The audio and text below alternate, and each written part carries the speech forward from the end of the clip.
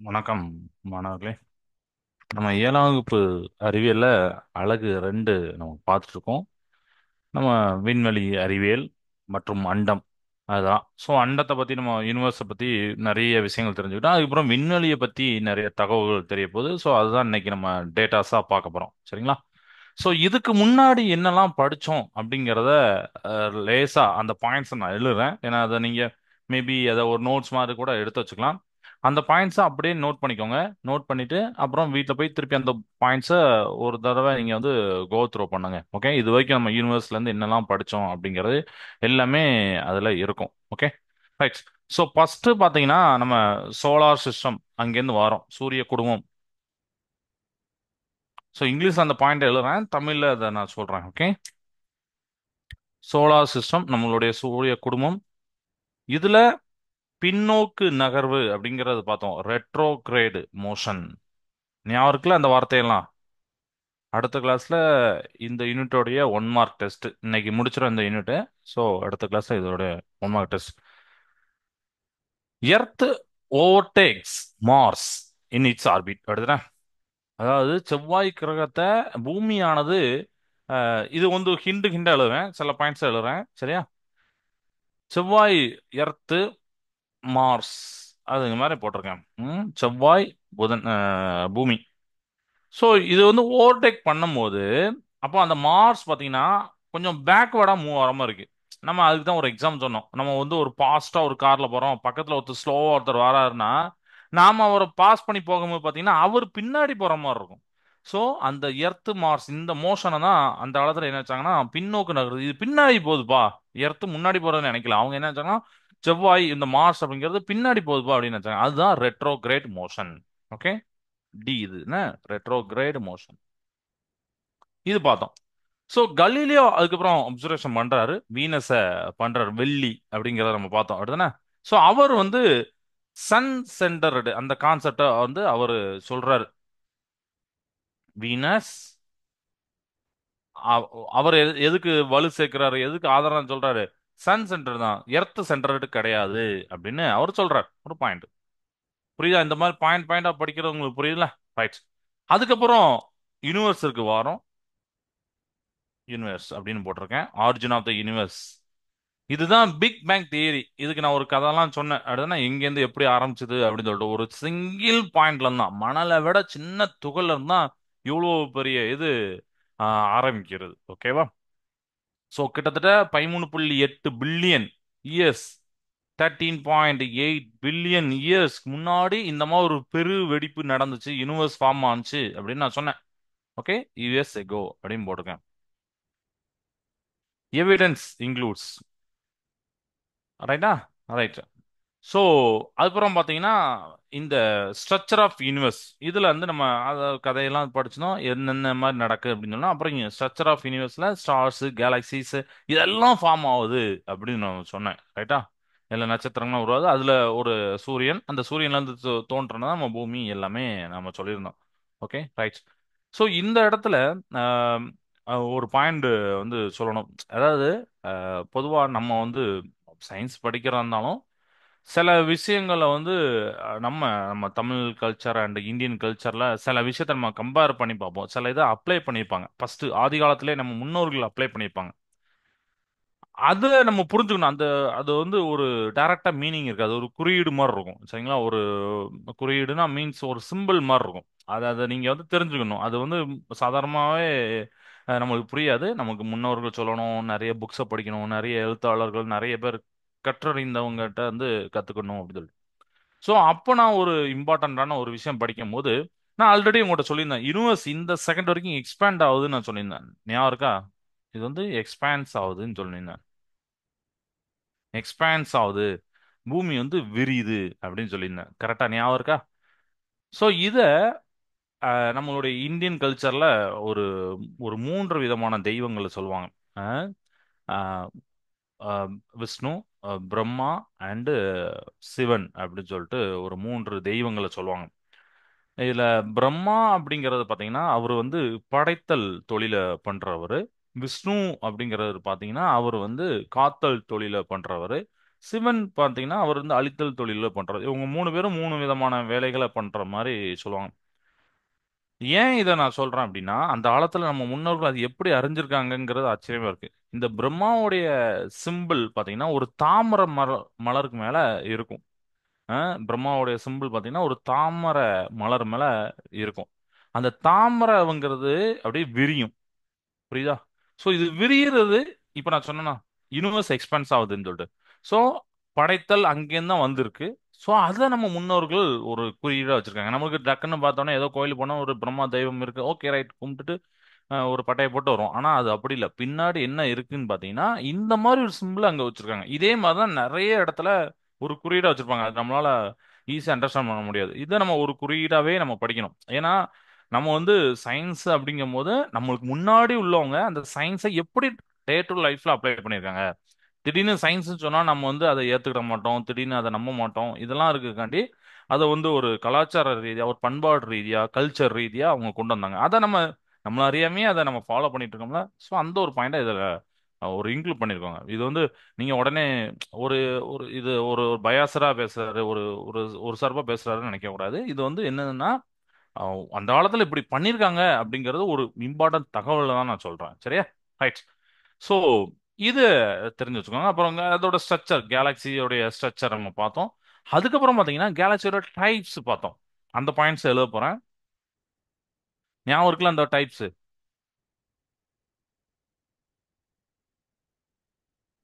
Spiral Galaxy.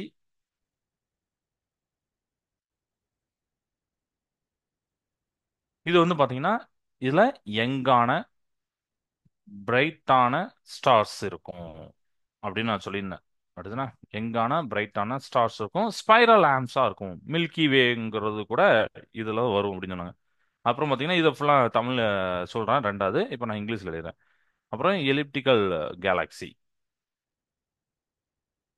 இது என்னன்னா இது பாத்தீங்கன்னா இப்போ ஹிண்டுனால உங்களுக்கு ஈஸியா புரியும்னு நினைக்கிறேன். இதுல வந்து ஓல்டர் ஸ்டார்ஸ் இருக்கும். ஸ்டார்ஸ் இருக்கும், ஸ்மூத்தான ஓவல் ஷேப்டா இருக்கும். சரியா?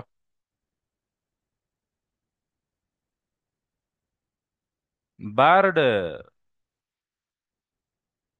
Spiral Galaxy. இது பாத்தீங்கன்னா ஸ்பைரல் கேலக்ஸி தான், ஆனா சென்டர்ல பாத்தீங்கன்னா பார் ஸ்ட்ரக்சர் இருக்கும். ஸோ சென்ட்ரல் பார் ஸ்ட்ரக்சர். ஸோ ஆனா அந்த இதுல பாத்தீங்கன்னா ஸ்பைரல் கேலக்ஸி தான் அதுவும். இந்த ஸ்பைரல் கேலக்ஸி தான், ஆனா சென்டர்ல மட்டும் பார் ஸ்ட்ரக்சரா இருக்கும் அப்படின்னு நான் சொல்லியிருந்தேன். இது ஒண்ணு. அப்புறம் irregular. இந்த irregular கேலக்சிஸ்ல அதுக்குன்னு ஒரு ஒழுங்கான வடிவமே கிடையாது. அப்படின்னா நோ டெஃபினைட் சேஃப். அப்புறம் often due to gravitation disturbance போட்டிருப்பாங்க. ஸோ நான் ஒரே ஒரு பாயிண்டா வந்து எடுத்துக்கிறேன், நோ டெஃபினைட் சேஃப். இது அப்படியே நீங்க நோட் பண்ணிக்கோங்க. ஏன்னா டக்கு டக்கு டக்குன்னு படிக்கிறதுக்கு ரொம்ப ரொம்ப யூஸ் ஆகும் இத. சரியா? ஓகே, இதை பார்த்துக்கோங்க.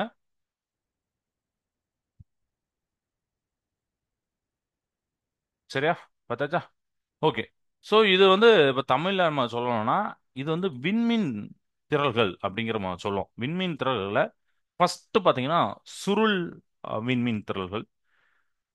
யங்கான, அதாவது நம்ம அந்த ஸ்டார்ஸ்ல பார்த்தீங்கன்னா அப்பதான் பார்னான ஸ்டார்ஸ்லாம் இருக்கும், பிரைட்டான ஸ்டார்ஸ் இருக்கும். அதனால அந்த இடத்த பார்த்தீங்கன்னா பிரைட்டா இருக்கும்.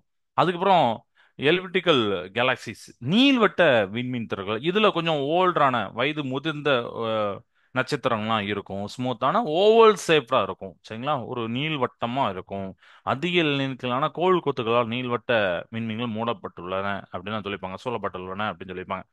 அடுத்து பாத்தீங்கன்னா பேரடு ஸ்பைரல்னா கோடிட்ட சுருள் விண்மீன் திரள். ஸோ சுருள் விண்மீன் திரள், ஆனா நடுவில் பாத்தீங்கன்னா ஒரு கோடு மாதிரி இருக்கும், ஒரு பார் மாதிரி இருக்கும். ஸோ அதை அந்த படம்லாம் நான் போன கிளாஸ்ல இது பண்ணி காமிச்சேன். ஸோ இப்படி இருக்கும். அப்புறம் irregular. இதுக்கு வந்து ஒரு நிலையான வடிவெல்லாம் கிடையாது. ஸோ அங்கங்க ஒரு சேஃபே இருக்காது, அங்கங்க போட்டு வச்ச மாதிரி இருக்கும். சரியா? இதெல்லாம் நம்ம வந்து லாஸ்ட் கிளாஸ்ல பார்த்தோம். ரைட்டா? இந்த பாயிண்ட நீங்க நோட் பண்ணியிருப்பீங்கன்னு நினைக்கிறேன். ஓகே. இப்போ அடுத்த நம்ம மில்கி வேக்கு வாரோம்.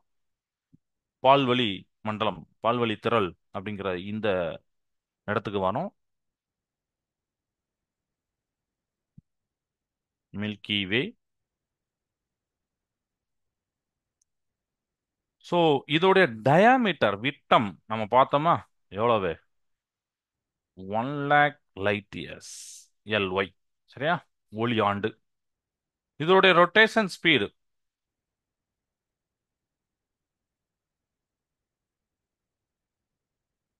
நம்மளோட சோலார் சிஸ்டம் சொன்னோம்னா 1.828,000 கிலோமீட்டர் பெர் ஹவர். ஒரு ஹவருக்கு இவ்வளோ கிலோமீட்டர் சுத்துது, இவ்வளோ ஸ்பீடு. அப்படி இருந்துமே நம்ம மில்கிவே நம்மளுடைய அந்த சோலார் சிஸ்டம் எவ்வளவு வருஷத்துல சுத்துது? 230 மில்லியன் இயர்ஸ்.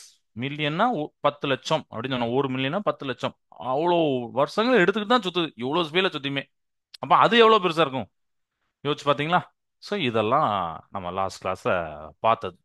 ஓகே, பால்வழி திரள் அப்படிங்கலாம் பாத்தீங்களா? ம். ஸோ பால்வழி திரள் தான் நாம இப்ப இருக்கோம். இதோடைய அந்த பால் அதுக்கு என்ன மீனிங்? 100 பில்லியன் விண்மீன்களை கொண்டு இருப்பதாக கருதப்படுகிறது. 1 லேக் ஒளி ஆண்டுகள் ஆகும் இதோடைய விட்டம் அப்படிங்கிற பாயிண்ட் நான் சொல்லியிருந்தேன். ஓகே. ஸோ இப்போ ஒரே ஒரு சிமுலேஷன் காட்டிட்டு நம்ம அடுத்த டாபிக் போகலாம். ம். 1 செகண்ட்.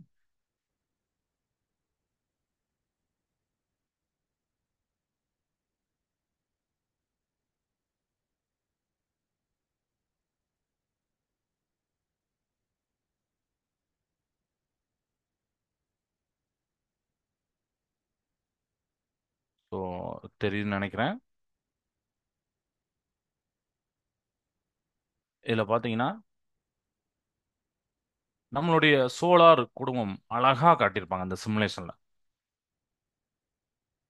இதை நம்ம ரொட்டேட் பண்ணிக்கலாம், ஜூம் பண்ணிக்கலாம். இப்போ பாருங்க, நல்லா இப்போ பார்க்கலாம். இந்த பாருங்க, எர்த்து சுத்துது, வீனஸ் எல்லாமே இருக்கா. இந்த சன்னு பக்கத்தில் ஒரு சின்ன கோடு போட்டிருப்பாங்க. அது வந்து பார்க்கர் அப்படிங்கிற சோலார் ப்ராப் வந்து அந்த நாசா விட்டுருப்பாங்க. அதோடைய இதுதான் காமிச்சிருப்பாங்க. இப்போ பாருங்க, மூவ்மெண்ட் பார்க்கலாம்.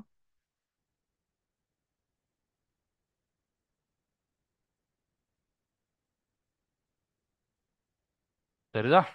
பாருங்க, இந்த நாசாவுடைய பார்க்கர் சோலார் ப்ராப் இது வந்து எதுக்குன்னா, நியர்லி சன்னை டச் பண்றதுக்காண்டி அனுப்புனது. Moving at 4,30,000 miles per hour. So 6,92,17 kilometre per hour.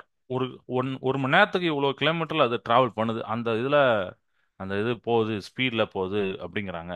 And டெம்பரேச்சரை தாக்கு பிடிக்கிற மாதிரி அதுக்கு வடிவமைச்சிருக்காங்க. இதெல்லாம் அந்த பாயிண்ட சொல்லியிருக்காங்க. அதை நீங்க நமக்கு அந்த பாயிண்ட் நம்மளுக்கு புக்கில் இல்லாட்டாலும் சும்மா தெரிஞ்சுக்கலாம்னு சொன்னா நீங்க நெட்ல ஃபர்தரா நீங்க ரெஃபரன்ஸ் பண்ணிக்கலாம். இதுல நீங்க நம்மளுடைய கோள்களுடைய இயக்கத்தை நீங்க பார்க்கலாம். இந்த பாருங்க, எவ்வளவு அழகா இருக்கு இதை பார்க்கறதுக்கு, அப்படிதானே? அந்த பார்க்கர் மட்டும் அவங்க அனுப்புனது. தூரத்துல போகும்போது பாருங்க ஸ்லோ ஆகும், ஆனா சன்னு பக்கத்துல வரும்போது ஸ்பீட் ஆகும். ஏன்னா சன்னோட கிராவிடேஷன் ஃபோர்ஸ் ரொம்ப ரொம்ப ரொம்ப ரொம்ப அதிகம். மெர்க்குரி எப்படி சுத்துறாரு பாருங்க, கொஞ்சம் ஃபாஸ்டா சுத்துறாரு. அதுக்கு அடுத்து வீனஸ் இருக்கிறாரு. அப்படின்னா மெர்க்குரி, புதன், வீனஸ், வெள்ளி வருதா. அதுக்கப்புறம் எர்த்து ப்ளூ கலர் லைன்ல வச்சுது. அதுக்கப்புறம் மார்ஸ், செவ்வாய் இருக்கு பாருங்க. இன்னும் இருக்கு. இதை பாருங்க, நான் ஜூம் அவுட் பண்றேன். ஜூபிட்டர், வியாழன். வியாழனுடைய ஜூபிட்டர் அது பாருங்க, ஸ்பீடே பாருங்க ரொம்ப ஸ்லோவா போகும். அதுக்கப்புறம் சேட்டன், அது ரொம்ப ஸ்லோவா போகும். ஏன்னா சூரியனிடந்து தள்ளி போக போக ஸ்பீடு குறையும். யுரேனஸ், நெப்டியூன் பாருங்க. ப்ளூட்டோ மட்டும் போட்டிருக்க மாட்டாங்க. ஏன்னா நான் அதையும் உங்களுக்கு ஒரு பாயிண்ட் சொன்னேன், ப்ளூட்டோவை எடுத்தாங்கன்னு சொன்னோம்னா ஞாபகம் இருக்கா? பாருங்க எவ்வளவு அழகா இருக்கு. இந்த சிமுலேஷன்ல பார்த்து நம்ம தெரிஞ்சுக்கிடலாம்.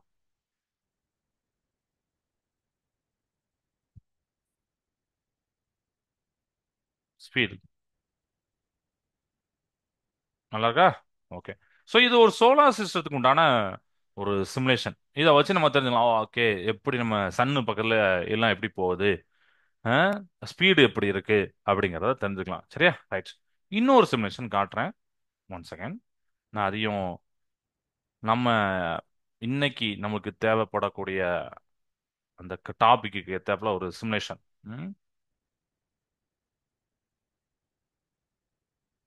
அதையும் காட்டிடுறேன்.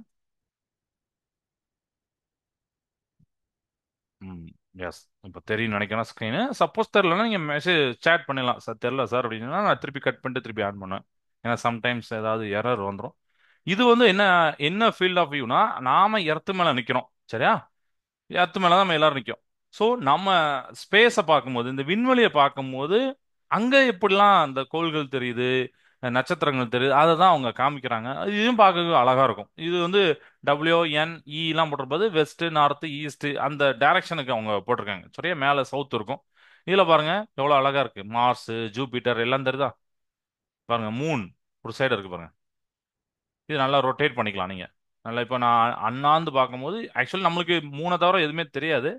பட் இது நல்லா தெரியும் நம்மளுக்கு இதுல இருந்து பார்க்கும்போது. ஓகே, சைரஸ்லாம் இருக்கு பாருங்க.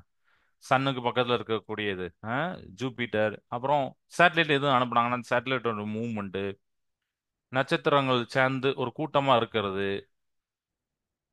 பாருங்க. யுரேனஸ் இப்படிதான் இருக்குமா. சரியா, நாம இன்னைக்கு பார்க்க போற ஒரு டாபிக்ல பாத்தீங்கன்னா விண்மீன் மண்டலம் அப்படின்னு சொல்லிப்பாங்க. அதையும் நான் இதுல காட்டுறேன். இப்ப இதை பார்த்தாச்சு, ஒரு ஓரத்துல சேட்டன்லாம் தெரியுது பாருங்க. தெரியுதா? ரைட். இப்ப விண்மீன் மண்டலம் இதுதான் நைட் ஸ்கைல இப்படிதான் இருக்கும். அதனால இவங்க வந்து இது வந்து 3D மாதிரி. இப்ப தெரியுதா உங்களுக்கு? வீட்டுக்கு நம்ம பூமி மேல ஏதோ கிரவுண்ட்ல உட்காந்த மாதிரி தெரியுதா? ஸோ இங்க இருந்து இப்படி அண்ணாந்து பாக்குற மாதிரி யோசிச்சு பாருங்க. எப்படி இருக்கு? ஆ, ரைட்டா. இப்போ இது பாருங்க. ஸோ இதை தான் இன்னைக்கு நம்ம படிக்க போறோம். இதுல ஏகப்பட்ட விண்மீன் மண்டலம் கொடுத்துருப்பாங்க. Phoenix, Ursa Major, Lynx, Orion, Gemini, Leo Minor, Cancer. இதெல்லாம் இதெல்லாம் நம்ம சில சில வார்த்தைகளை நம்மளே கேள்விப்பட்டிருப்போம். அப்படிதானே? ராசியில பார்த்தீங்கன்னா நம்ம இந்த வார்த்தையெல்லாம் கேள்விப்பட்டிருப்போம் நம்ம தமிழ்ல. அதான் நான் அன்னைக்கு இப்போ கூட சொன்னேன். நம்ம அப்படியே அப்ளை பண்ணியிருப்பாங்க நம்மளுடைய முன்னோர்கள். சயின்ஸை அப்படியே நம்மளுடைய அன்றாட வாழ்க்கையில் அப்ளை பண்ணியிருப்பாங்க. ஸோ நட்சத்திரங்கள், நிறைய நட்சத்திரங்கள் இருக்கு. அதை பத்தி நான் டீட்டெயில் கொஞ்சம் சொல்றேன். சில பாயிண்ட்ஸ், இம்பார்ட்டன்ட் பாயிண்ட். ஏன்னா ஃபர்ஸ்ட் இதை பார்த்துக்கோங்க, ஒரு இன்ட்ரெஸ்டிங்கா வரும். அது பாருங்க எவ்வளோ ஆனா இருக்கு பாத்தீங்கன்னா. ஆக்சுவலி 88 விண்மீன் மண்டலம் இது வரைக்கும் கண்டுபிடிச்சிருக்காங்க. லியோ இருக்கு ஓரத்துல. ம் இங்கேருந்து பார்த்தா இப்ப நீங்க இடத்து மேல நிக்கிறீங்கனால இவ்வளோ நட்சத்திர கூட்டங்கள், விண்மீன் கூட்டங்கள், விண்மீன் மண்டலங்கள் தெரியும் அப்படிங்கிறாங்க. உர்சா மேஜர்லாம் போட்டிருக்காங்க பாருங்க. சரியா, இது இந்த வார்த்தை பின்னாடி வரும். உர்சா மைனர் இதெல்லாம் இருக்கா? இது ஹெர்குலஸ், பூட்ஸ், அப்புறம் ஹைட்ரா, விர்கோ, இந்த வார்த்தைலாம் கேள்விப்பட்டிருப்போம். அப்படிதானே? அக்வேரேஸ், கேப்ரிகானஸ், ஸ்கப்டர். ஓகே. ஸோ இந்த சிமுலேஷன் வச்சு நம்ம இதை வச்சு தெரிஞ்சுக்கலாம். ஓகே, ஓ இப்படிதான் தெரியும் போது. நீங்க நைட் ஸ்கை பார்த்து நீங்க எப்பமாவது முடிஞ்சா இந்த மாதிரி ஒரு டிரா பண்ணலாம். எல்லாத்தையும் பண்ண முடியாது, ஆனா சில இதை நீங்க வந்து இதை நெட்ல இருந்து எடுக்கலாம். இந்த போட்டோ எடுத்துட்டு ஒரு நாள் ஸ்கைல உட்காந்து பாருங்க. ஸ்கைல உட்காந்து பார்த்தும் போது உங்களுக்கு இந்த மாதிரி ஏதாவது ஸ்ட்ரக்சர் பட முடியுதா, அந்த நட்சத்திரங்களை சேர்த்து அதுக்கு ஒரு பேர் என்னால பண்ண முடியுதா, நல்ல நட்சத்திரங்கள் இருக்கும்போது பாருங்க. அப்ப பாருங்க இந்த மாதிரி பண்ண முடியாதுன்னா ட்ரை பண்ணி பாருங்க. நீங்க தனியா பண்ண முடியாது, ரெண்டு மூணு பேர் சேர்ந்து மொட்டை மாடில உட்காந்து நீங்க இதை பண்ணலாம். இது மாதிரி ஒரு பிக்சர் மாதிரி போட்டு பார்க்கலாம். அதுக்கு கையில ஃபர்ஸ்டே பிரிண்ட் அவுட் எடுத்து வச்சுக்கோங்க. பிரிண்ட் அவுட் எடுத்து வச்சு இந்த மாதிரி ஸ்டார்ஸ்லாம் கனெக்ட் பண்ணி பாருங்க. ஓகே, இது புரியுதா? ஓகே,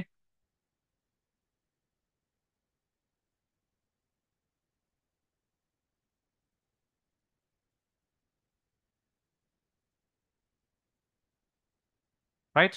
ஓகேப்பா, சூப்பர். சரியா. ஸோ இப்போ நம்ம அதுக்கு சம்மந்தப்பட்ட தகவல்களை நாம பார்ப்போம். ம்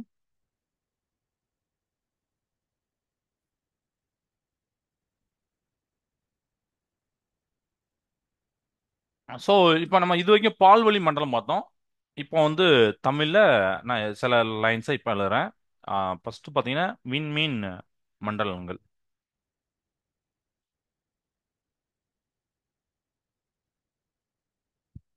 அதாவது விண்மீன் மண்டலங்கள் என்னன்னா வானத்தில் தெரியக்கூடிய விண்மீன்களுடைய குழுக்கள். சரியா,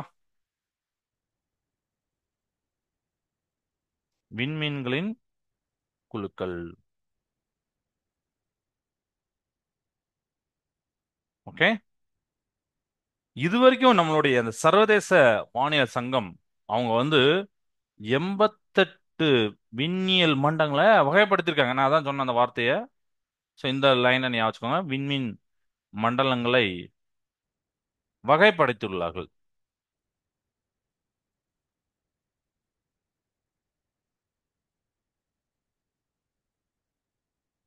உள்ளார்கள் போட்டிருக்கேன். சரியா.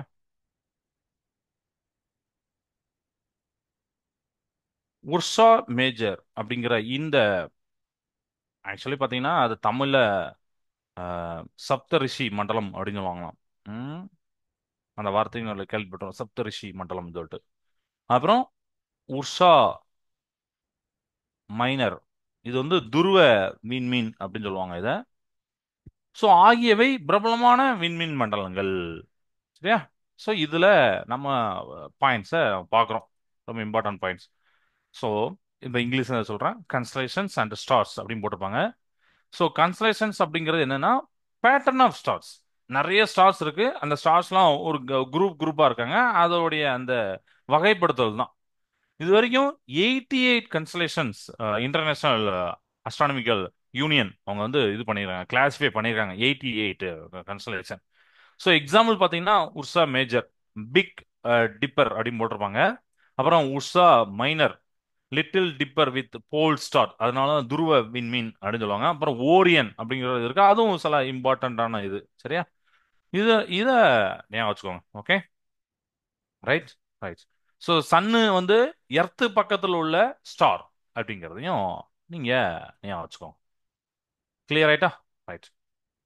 இப்போ அடுத்து பாத்தீங்கன்னா துணைக்கோள்கள், சேட்டலைட்ஸ் அடிமோ.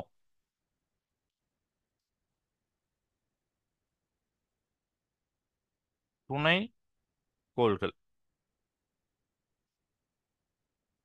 துணைக்கோள்கள் அப்படிங்கிறது ரெண்டு வகைப்படும். ஒன்று வந்து பாத்தீங்கன்னா இயற்கையான துணைக்கோள்கள், இன்னொன்று செயற்கையான துணைக்கோள்கள். சரியா? Natural satellite, artificial satellite. சரியா? இந்த வார்த்தையை ஞாபகம் வச்சுக்கோங்க. அதாவது விண்மீன்கள் அப்படிங்கிறது வானத்துல இருக்கக்கூடிய ஒரு ஒளிரும் பொருட்கள். நம்மளுக்கு சூரியன் பக்கத்துல இருக்கு, அப்படிதானே? அதே மாதிரி மத்ததும் இருக்கு, கோள்கள் அல்லாம துணைக்கோள்களா இருக்கு. இயற்கையான அப்புறம் செயற்கையான இருக்கு. இப்போ இயற்கையான நம்ம எர்த்துக்கு பாத்தீங்கன்னா நிலவு வந்து ஒரு நேச்சுரல் சேட்டலைட். நம்மளையும் சுத்தும், அதாவது சூரியனையும் சுத்தும், எர்த்தையும் சுத்தும். செயற்கை துணைக்கோள் அதுதான் நாம மனிதனால் உருவாக்கக்கூடியது. இப்போ நம்ம அனுப்புறோம்ல, சேட்டலைட்லாம் அனுப்புறோம்ல, அதெல்லாம் பாத்தீங்கன்னா இதுதான் மனிதனால் உருவாக்கப்படுகிறது.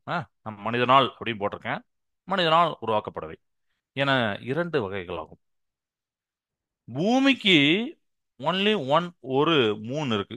எர்த்துக்கு பாத்தீங்கன்னா ஒன்லி ஒன் மூன் இருக்கு. இது வந்து ஒரு துணைக்கோள். ஆனா நீங்க வியாழன், ஜூபிட்டர் அண்ட் சாட்டர்ன், சனிக்கெல்லாம் பாத்தீங்கன்னா பல நிலவுகள் உண்டு. அதுக்கெல்லாம் ஏகப்பட்ட நிலவுகள் உண்டு. ஸோ அதெல்லாம் பார்க்கறது ஆச்சரியமா தான் இருக்கும். அப்போ நம்ம ஜூபிட்டர்ல வந்து ஏகப்பட்ட நிலவை நம்ம பார்க்கலாம். கரெக்டா? ஸோ அந்த ஒரு பாயிண்ட் நம்ம இன்ட்ரெஸ்டிங்கா இருக்கும். நம்ம எர்த்துல ஒரே ஒரு தான், அதுவுமே நம்மளுக்கு வந்து ஒரு பௌர்ணமி அன்னைக்கு நாள் அவ்வளோ வெளிச்சம் இருக்கும், லைட்டே தேவையில்ல அந்த அளவுக்கு வெளிச்சம் தேவைப்படும், அப்படின்னா. ஓகே.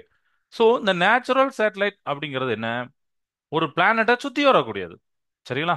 ஸோ நம்ம எர்த்து ஒரு பிளானட், எர்த்தை சுத்தி வரக்கூடிய மூணு. So Moon orbiting that earth. சரியா? ஸோ இந்த பிளானட்.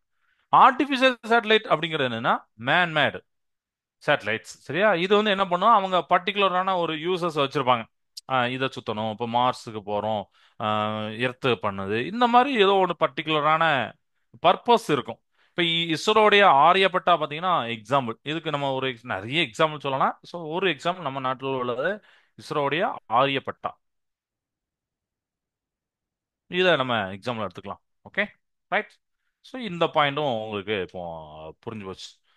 இப்போ அடுத்து நம்ம முக்கியமான ஒரு இடத்துக்கு வரோம், இஸ்ரோ.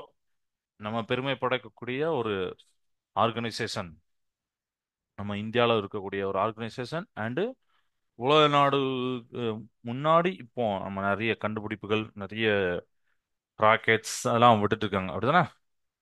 இஸ்ரோ, இந்திய விண்வெளி ஆராய்ச்சி நிறுவனம், இந்தியன் ஸ்பேஸ் ரிசர்ச் ஆர்கனைசேஷன் அப்படின்னு சொல்லுவாங்க.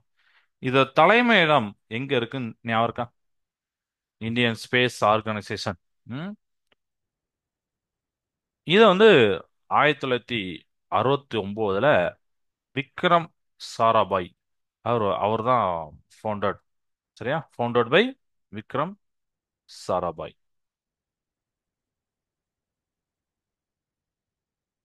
ஓகே. இது வந்து பெங்களூர்ல இருக்கு, இதோடைய தலைமையிடம் பெங்களூர்ல. இந்தியா இஸ்ரோ வந்து இந்தியாவுடைய விண்வெளி ஆராய்ச்சி நிறுவனம். இதன் தலைமையிடம் பெங்களூரு. இதோடைய முக்கியமான இது பெங்களூர்னா இங்கேயும் எழுதுறேன்.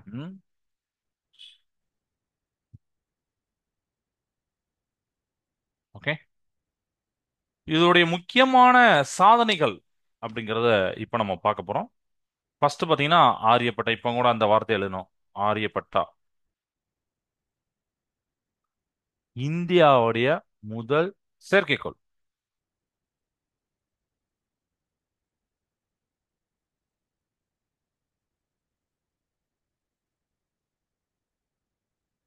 1975. ஸோ ஏன் ஆரியப்பட்டா அப்படின்னு சொன்னா இதை ஞாபகம் வச்சுக்கோங்க. இந்தியாவுடைய ஃபர்ஸ்ட் சேட்டலைட்ஸ். ஓகே. கிளியர் ஆயிட்டா? நல்ல பாயிண்ட் தானே. ஏதாவது ஒன்றும் இல்லை கேட்டால் கூட ஆரியப்பட்டா இந்தியாஸ் ஃபர்ஸ்ட் சேட்டலைட் அப்படின்னு எழுதிக்கலாம். அதுக்கப்புறம் பார்த்தீங்கன்னா சந்திராயன் எழுத போகிறேன்.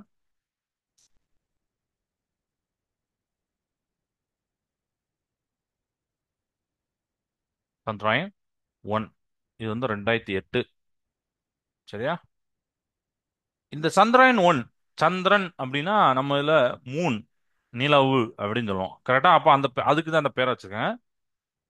மூன்ல வாட்டரை கண்டுபிடிச்சது. So discovered water. Water on Moon. நிலாவில் நீர் இருக்கிறத கண்டுபிடிச்சது இந்த சந்திராயன் 1, 2008. ஓகே. சந்திரன் ஆராய முதல் மிஷன் அனுப்புனாங்க அப்படின்னு சொல்லிட்டு. அதே மாதிரி செவ்வாய ஆராயவும் ஒரு இது அனுப்புனாங்க. அதுதான் மங்கள்யான். இதை அழிச்சிட்டு அதை எழுதுறேன்.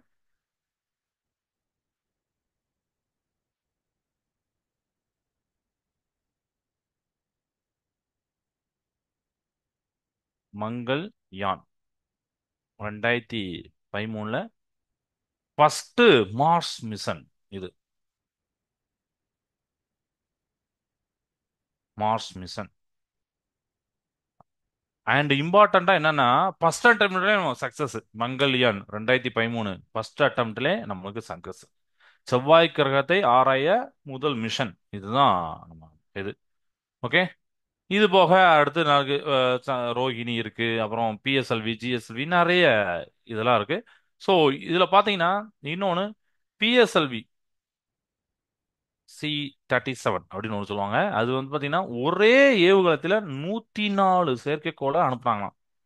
இது வந்து ஒரு ரெக்கார்டு. செயற்கைக்கோளை ஒரே ஏவுகணத்துல ஒரே ராக்கெட்ல தான் நம்ம சேட்டலைட் அனுப்ப முடியும். ஸோ ராக்கெட்ல 104 செயற்கைக்கோளை அனுப்புனாங்க. ஏவி அது 2017. PSLV C-37. இதையும் நீங்க ஞாபகம் வச்சுக்கோங்க. ஓகே.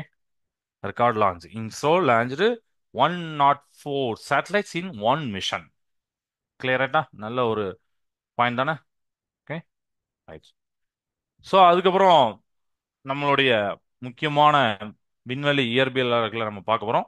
இந்த பாயிண்ட் அழிச்சிடுறேன். சுப்பிரமணியன் சந்திரசேகர் அப்படின்னு சொல்லிட்டு இம்பார்ட்டன்டான ஒரு சயின்டிஸ்ட் நம்ம இந்தியால.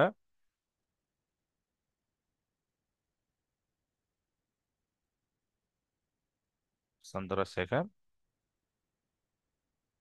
ஸோ என்னெல்லாம் இம்பார்ட்டன்ட் பாயிண்ட் பார்த்தீங்கன்னா இந்திய அமெரிக்க விண்வெளி இயற்பியலாளர். சரியா? இவர் வந்து இந்திய அமெரிக்க இயற்பியலாளர். 1983 இயற்பியலுக்கான நோபல் பிரைஸ் வாங்கினார். ரொம்ப ரொம்ப பெருமையான விஷயம். ரொம்ப ஆச்சரியமான விஷயம். ஏன்னா நோபல் பிரைஸ் வாங்குறது அவ்வளவு ஈஸி கிடையாது. ஸோ நோபல் பிரைஸ் பெற்றார். இவர் வந்து பாத்தீங்கன்னா எதனால பெற்றார்னா இந்த விண்மீன்கள் மற்றும் கருத்துளைகள், அதாவது பிளாக் ஹோல்மாங்க, அதோடைய பரிணாம வளர்ச்சியை பற்றி ஆராய்ச்சிக்காக இவர் வந்து பிரபலமானவர். சரியா? Subramanian Chandrasekhar work on stellar evolution and black holes. So அதனால தான் அவருடைய பேரை பார்த்தீங்கன்னா சந்திரசேகர் லிமிட் அப்படின்னு சொல்லிட்டு பிசிக்ஸ்ல ஒன்று உண்டு. ம்? நம்ம வானிலை ஆராய்ச்சியில் சந்திரசேகர் லிமிட் அப்படின்னு சொல்லிட்டு உண்டு. சரியா? ஸோ அந்த ஒரு பாயிண்ட்டை வந்து நம்ம ஞாபகம் வச்சுக்கலாம். அதுக்கப்புறம் பார்த்தீங்கன்னா கலீலியோ கலீலி.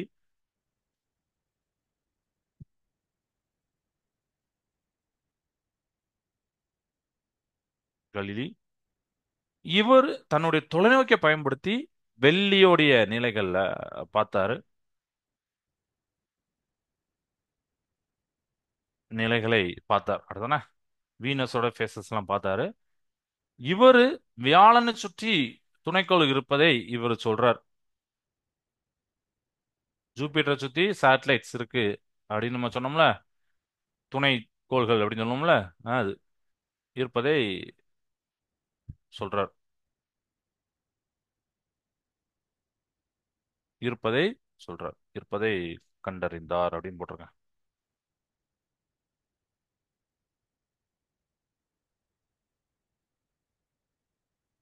இது அடுத்த ஒரு இம்பார்ட்டன்ட் பாயிண்ட். ம். அதுக்கப்புறம் இதுல நம்ம நம்ம அப்துல் கலாம் அவர்களுடைய ஒரு பாயிண்ட் எழுதுறேன். இதை அழிச்சிருந்தேன்.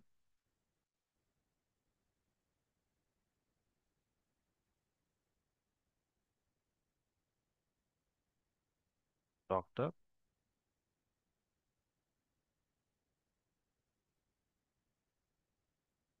அப்துல் கலாம் அவர்கள்.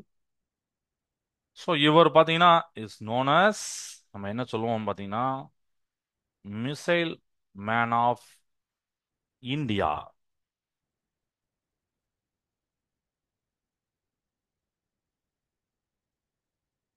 ஏன்னா இந்தியாவுடைய மிசைல் ஸ்பேஸ் ப்ரோக்ராம்ல அளப்பரிய பங்கு ஆற்றினார். சரிங்களா? அதனால தான் நம்ம ஒரு ஜனாதிபதியாக கூட இருந்தார்.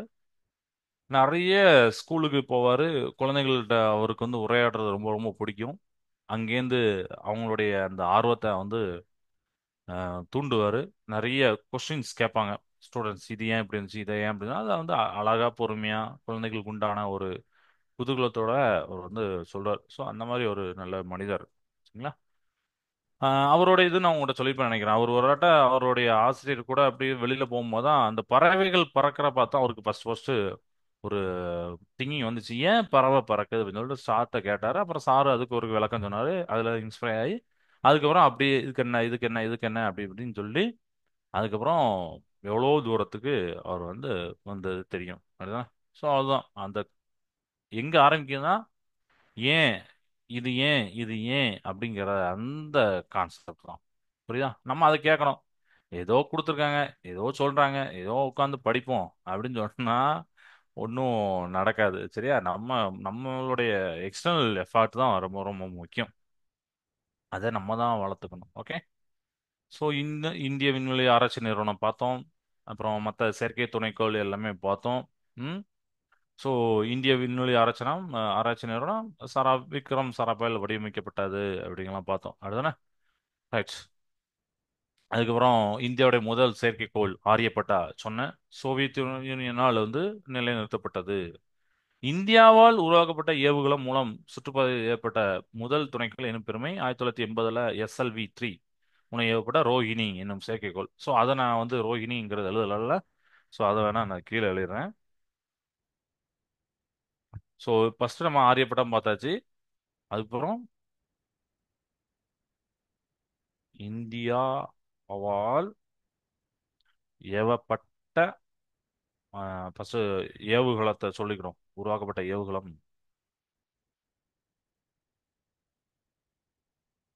உருவாக்கப்பட்ட ஏவுகலம் மூலம் சுற்றுப்பாதையில்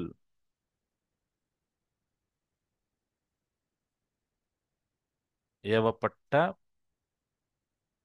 முதல், ஏன்னா இது ஒரு இம்பார்ட்டன்ட் லைன், தெரிஞ்சுக்கிற வேண்டிய லைன். முதல் துணைக்கோள் பார்த்தீங்கன்னா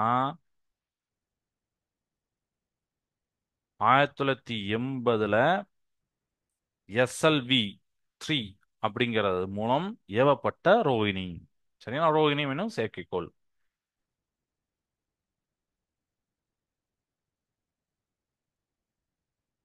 சேட்டலைட் செயற்கைக்கோள்.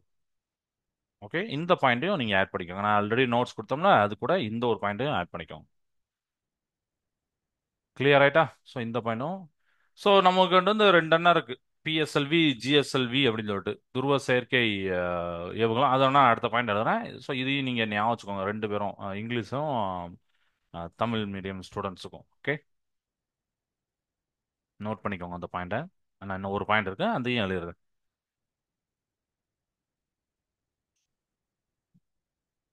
In 1918, Rohini became the first satellite to be placed in orbit by an Indian-made launch vehicle. That is SLV-3 அப்படிங்கிறது. Okay, right. ஸோ அடுத்த ரெண்டு வார்த்தை நம்மளுடைய இந்த இதில் யூஸ் பண்ணக்கூடிய ஒரு ரெண்டு வார்த்தை என்னன்னு பார்த்தீங்கன்னா பிஎஸ்எல்வி, ஜிஎஸ்எல்வி அப்படின்னு சொல்லிட்டு. இதை நோட் பண்ணியிருப்பீங்கன்னு நினைக்கிறேன். நான் இதுக்கு கொடுத்த முன்னாடி பாயிண்ட் நீங்கள் நோட் பண்ணியிருப்பீங்களா? Okay. PSV, polar satellite launch vehicle, இதுவும். அப்புறம் ஜிஎஸ்எல்வி, ஜியோ சிங்க்ரோனஸ்